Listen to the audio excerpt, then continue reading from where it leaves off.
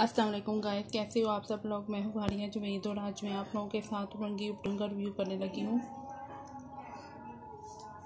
और बताऊँगी आप लोगों को तो ये कैसा है। ये देखिए, हर्बल स्किन केयर उपटन है ये।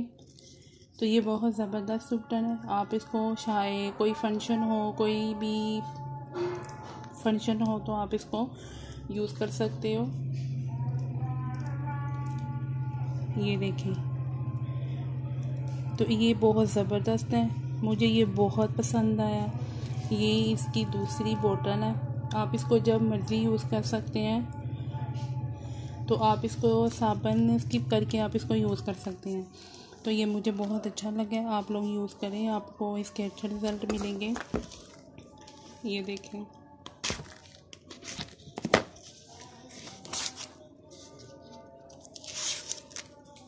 ये देख,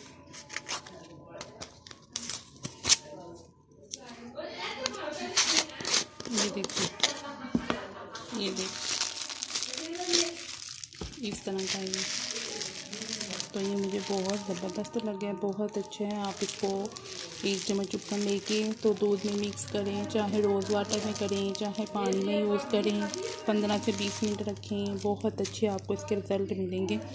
आप लोग यूज़ करें, मुझे ये बहुत पसंद आया। आप लोग भी यूज़ करें, अच्छे रिज़ल्ट मिलेंगे।